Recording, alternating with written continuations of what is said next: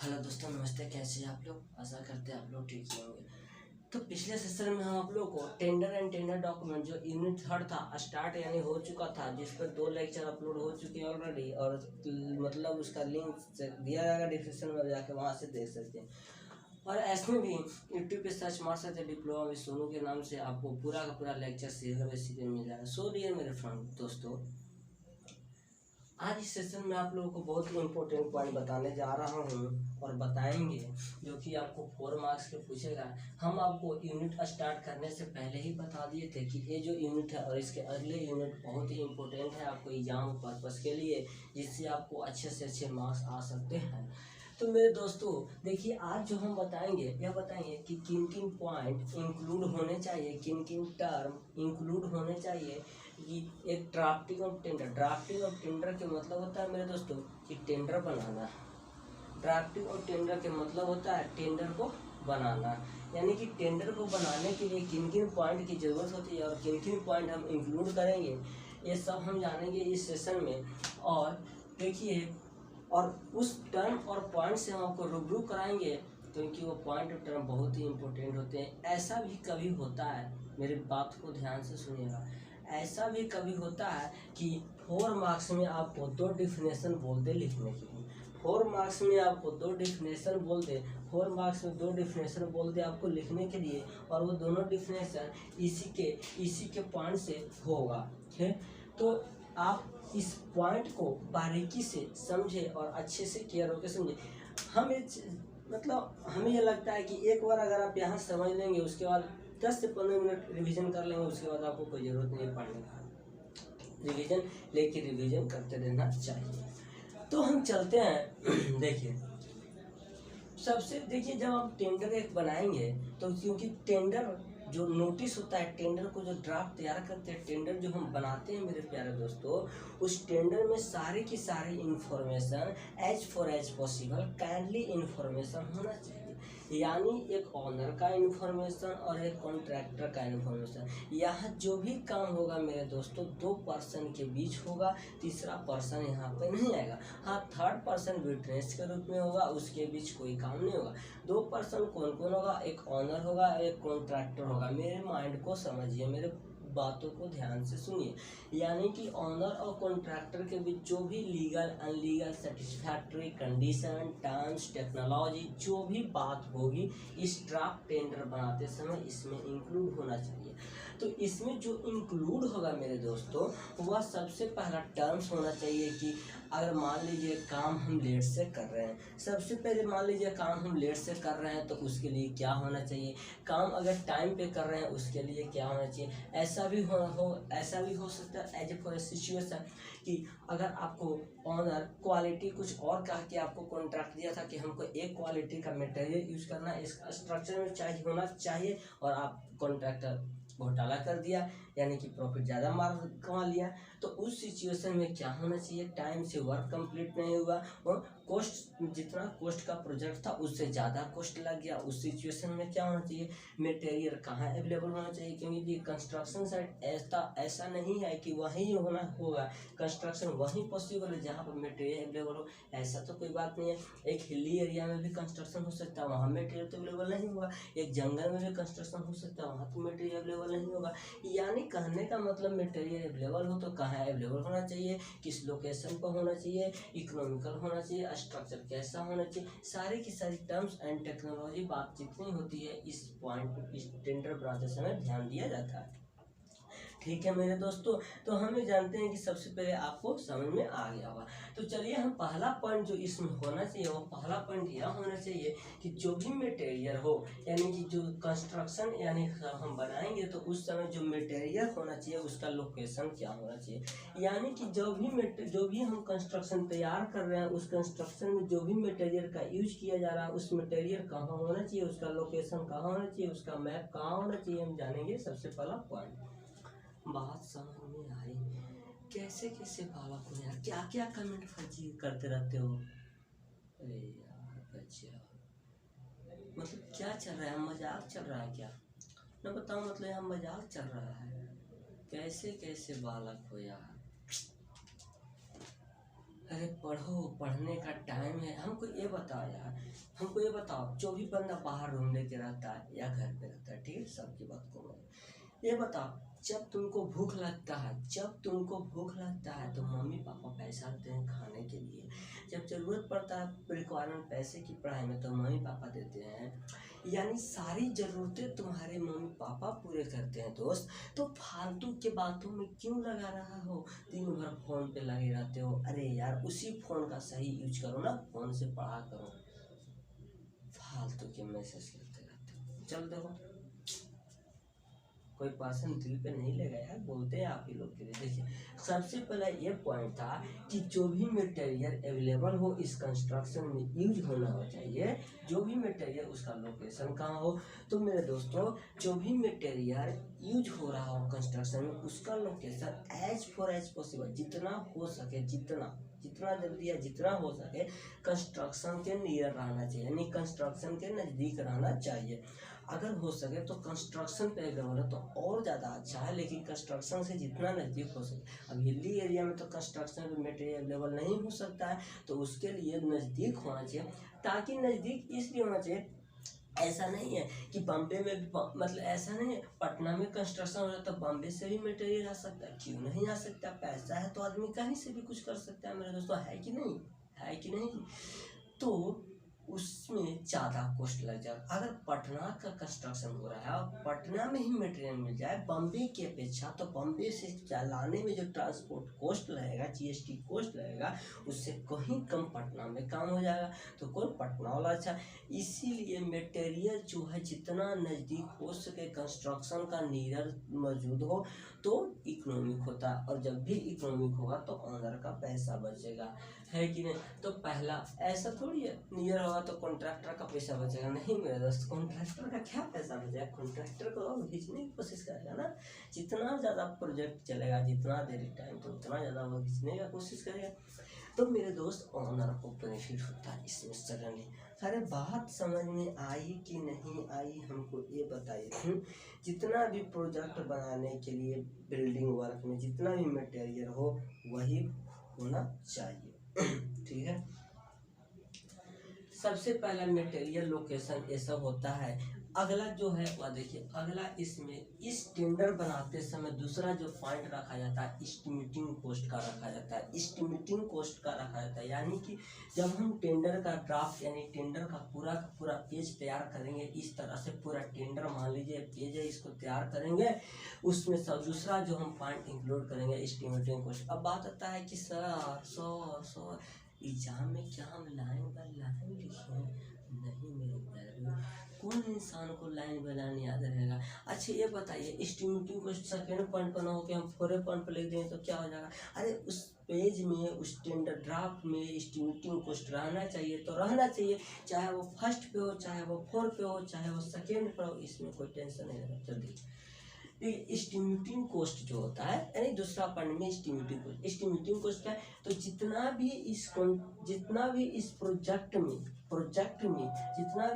में कॉस्ट लग रहा है, उस कॉस्ट जो जितना लग रहा है उसका एस्टिमेट तैयार किया जाता है, यानी अनुमान लगाया जाता है, एक अनुमान राशि निकाला जाता है प्रोजेक्ट का। तो वही एस्टिमेट रहता है, प्रिपेयर पहले से रहता है, जो इंजीनियर तैयार करता है।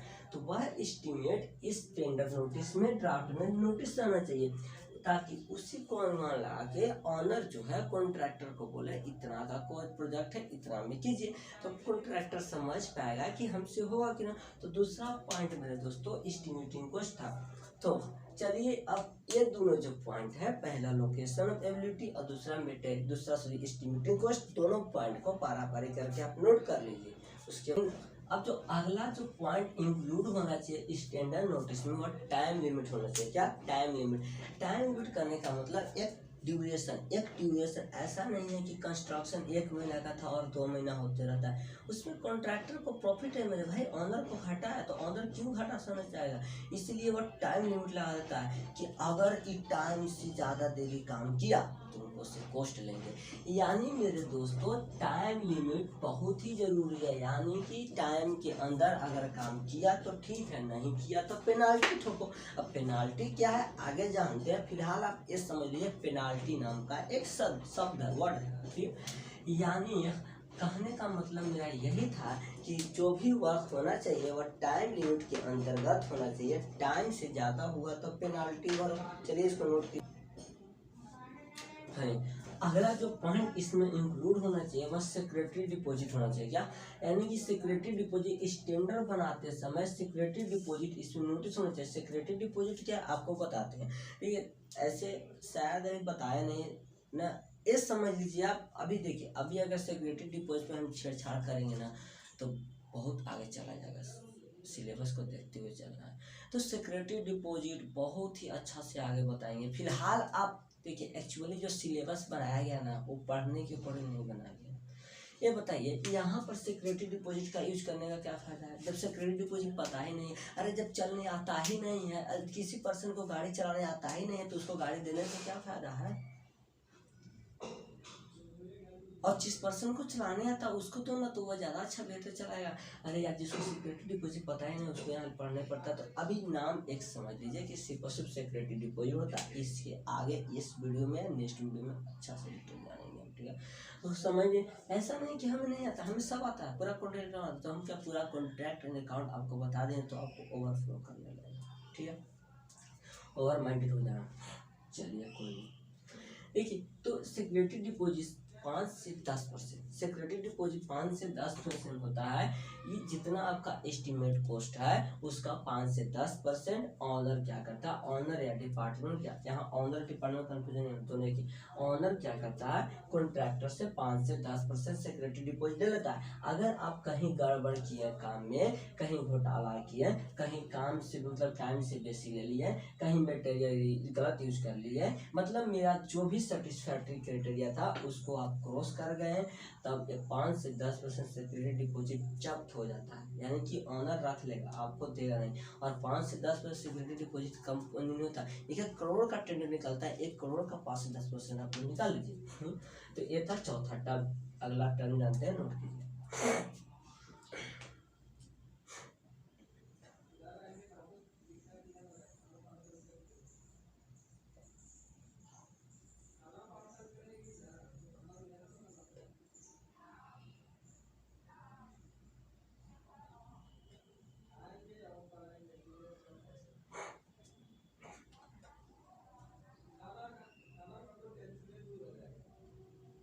चलिए मेरे दोस्त, लाइफ इज मोर्टल, मनुष्य मरणशील है। तो देखिए, आदमी 2 चीज़ के लिए ही जीता है, पढ़ने और सॉरी जीने और जीतने के लिए। सो तो आप जिए रहे हैं, अब जीतने के लिए जी जाइए। चलिए देखिए, अगला जो पॉइंट है मेरे दोस्तों यह है ईयरनेस्ट मनी। ईयरनेस्ट मनी क्या होता है, ये भी एक आप समझिए कि ईयरनेस्ट मनी होता है जो हमको पढ़ना है, आगे सर बताएंगे। अभी ईयरनेस्ट मनी समझ लेते हैं। ईयरनेस्ट मनी क्या होता है, जब भी टेंडर का नोटिस निकल सकता, टेंडर का ड्राफ्टिंग क्या होता है उसमें ईयरनेस्ट मनी इंक्लूड होता है। ईयरनेस्ट मनी क्या है, 2 से 2.5% जितना भी आपका प्रोजेक्ट कॉस्ट है, एस्टिमेट कॉस्ट है, उसका 2 से 2.5% क्या करता है ऑनर अपने पास रखता है। इसको भी उसी तरह से रखता है कि अगर काम में घोटाला किया तो इसको भी जब्त करेंगे। तो सोचिए कितना रख लेता है। ऑनर ऐसे ही नहीं होता है, ऑनर ऑनर यानी वह रख लेता है। कहीं अगर तुम घोटाला किया कॉन्ट्रैक्टर तो इसको जब्त कर लेगा, जिससे कॉन्ट्रैक्टर को लॉस हो सकता है। तो चलिए एक पॉइंट आप नोट कर लीजिए, आगे हम जानते हैं, ठीक है।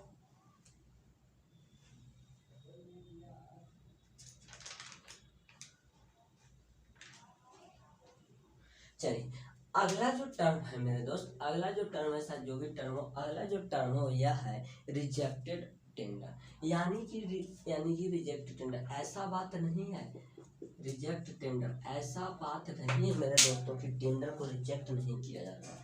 ये नहीं है कि एक बार जो कर दे, यहाँ तो संविधान भी उलट पुलट हो जा रहा है। तो ये तो टेंडर, तो टेंडर भी रिजेक्ट होता है। यानी कि जब भी इस टेंडर का ड्राफ्ट तैयार करते हैं उसमें शर्त लिखा रहता है कि अगर ये शर्त सेटिस्फाइड नहीं किया गया तो टेंडर भी रिजेक्ट हो सकता है। यानी ऑनर का जो भी कंडीशन टर्म था वो अगर कॉन्ट्रैक्टर नहीं फॉलो करता है, कॉन्ट्रैक्टर उसका क्रॉस करता है, उसका विरोध करता है, प्रोजेक्ट हैंड ओवर करला के बाद तब टेंडर तब रिजेक्ट भी टेंडर हो सकता है। अब बात आता है आपके माइंड में ये भी सवाल आ रहा होगा कि सर ये बताइए, अगर अगर अगर 1 करोड़ का टेंडर था, अगर उसमें कॉन्ट्रैक्टर 50 लाख का काम कर दिया, यानी 40 लाख यानी कुछ मनी का काम कर दिया, तब भी टेंडर रिजेक्ट हो।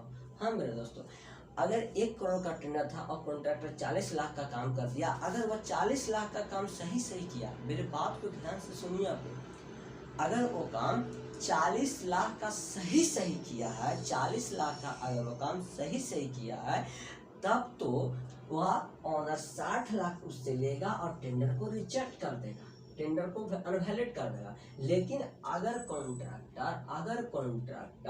गलत काम किया है, मतलब क्रॉस करके काम किया ऑनर के टर्म्स और कंडीशन, तब वह इन्वेस्टिगेशन करेगा और उसके एक्चुअली डाटा पता करेगा कितना इसको खर्चा हुआ होगा, और खर्चा जितना हुआ उतना वो काट के बाकी वह रिटर्न करवा लेगा। ऐसा भी होता है कभी भी ऑनर नहीं रिटर्न देता है, क्योंकि ऑनर को भी ज़्यादा खर्चा होता है इन्वेस्टिगेशन सब करने में, तो वह नहीं करता, इसीलिए रिस्पॉन्स जाता है कॉन्ट्रैक्टर को। तो इसको भी नोट कीजिए, आगे हम बढ़ते हैं।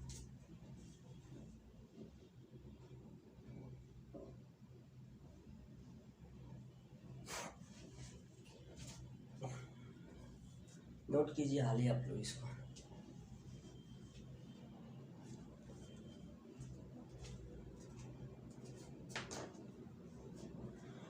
अगला जो हम पॉइंट जानते हैं मेरे दोस्त, अगला ये पॉइंट है कि जितना से जितना हो सके डाटा उसमें दिया सके, यानी कि द लास्ट राइट रिजेक्ट और tender, the last data place and time of receipt of tender.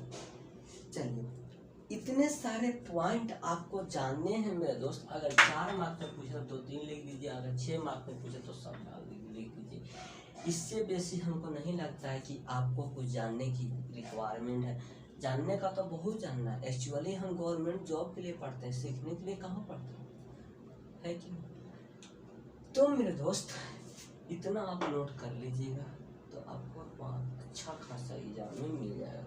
चलिए अगला फॉर्मेट जानते हैं, अगला पॉइंट को जानते हैं मेरे दोस्त। तो अब आपको बोले थे कुछ टर्म्स एंड टेक्नोलॉजी के बारे में, ठीक है। चलिए अब अगला जो पॉइंट जानते हैं वो फॉर्मेट ऑफ टेंडर नोटिस जानते हैं। ये जो फॉर्मेट रहता है टेंडर नोटिस का, वो रहता है सबसे पहले नेम अथॉरिटी रहता है, किसके नाम से कौन सा प्रोजेक्ट निकाला जा रहा है वो रहता है, उसके बाद उसका एड्रेस रहता है, प्रोजेक्ट का एड्रेस, उसके बाद डेट रहता है, किस दिन का डेट का टेंडर नोटिस पब्लिश करना है, टेंडर नोटिस नंबर्स रहता है, जिस तरह से जीएसटी नंबर आता है उस तरह से टेंडर नोटिस नंबर भी आता है, क्योंकि रजिस्ट्रेशन नंबर समझते एक तरह का नंबर से, टेंडर नंबर रहने का मतलब उस नंबर को अगर आप नेट पे सर्च करेंगे तो उसका इन्फॉर्मेशन सारा के साथ as a for bar code की तरह काम करता है। उसमें नोटिस इनवाइटेड टेंडर रहता है, किसके पर्पज से कॉन्ट्रैक्ट को इनवाइट किया जा रहा है वो रहता है। और अगला जो है, अगला आपको यहाँ दिख रहा है एक फॉर्मेट इस तरह से बना रहता है, जिसमें सीरियल नंबर रहता है, नेम ऑफ वर्क रहता है, इसेंशियली कॉस्ट रहता है, सॉरी एस्टिमेट कॉस्ट रहता है, उसके बाद ईएमडी रहता है, अर्नेस्ट मनी डिपॉजिट। ईएमडी की मतलब अर्नेस्ट मनी डिपॉजिट है, सिक्योरिटी डिपॉजिट है, फिर टाइम ऑफ कंप्लीशन सब आपको बताए थे उस तरह रहता है। तो इसमें कुछ भी नहीं है, इसको समझ लिए, इसको नोट डाउन कीजिए, कुछ भी नहीं है इसमें। 2 चीज समझना, जो टर्म्स एंड कंडीशन है कि टेंडर नोटिस जो फॉर्मेट है उसका टर्म्स और कंडीशन है, ठीक है।